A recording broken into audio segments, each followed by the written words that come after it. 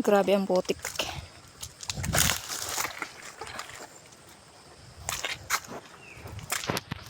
So, hi guys. Good morning. Ayan. Kagabi ang lakas ng hangin. Signal number 1 lang dito sa amin. Pero, malakas pa rin ang hangin. Tapos may ulan na kasama.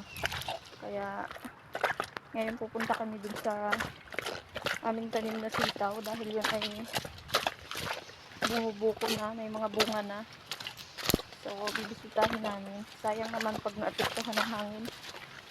So, sana hindi. Ayan. Bagong gising ako. Dahil itong maulan nga dito sa amin. So, bahala na. Sana okay lang yung aming mga tanim. Pakita ko sa inyo mamaya.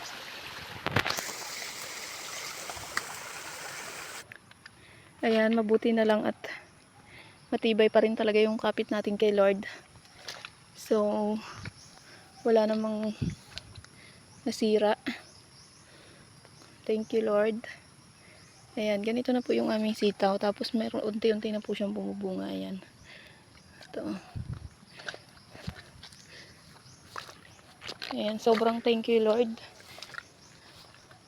Dahil grabe na rin yung aming pagod dito. Ayan, ito may bunga na. As in, talagang ang lakas ng hangin kagabi. Ang ganda niyan, guys. Tapos ang haba ng mga ano niyan. Tudling. Ito yung dati naming pinagtalungan. Tinaniman muna namin ng sitaw dahil mas maganda daw ang lupa kapag sinasalita ng ibang gulay, hindi laging talong. So, ayan. Kaya naman nagtanim muna kami ng sitaw hanggang mga by January makakatanim na ulit kami ng eggplant dito. So, yun lang. Maraming salamat. Pakita ko sa inyo yung iba.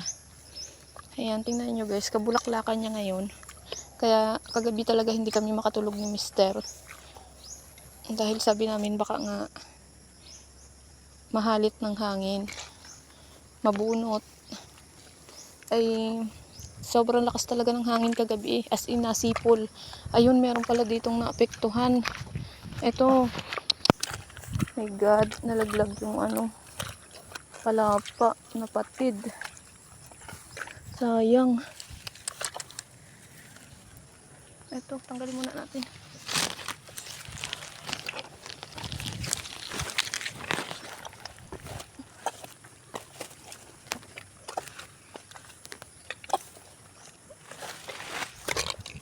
So, ayan ang ating problema.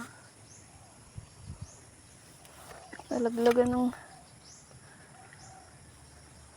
sayang.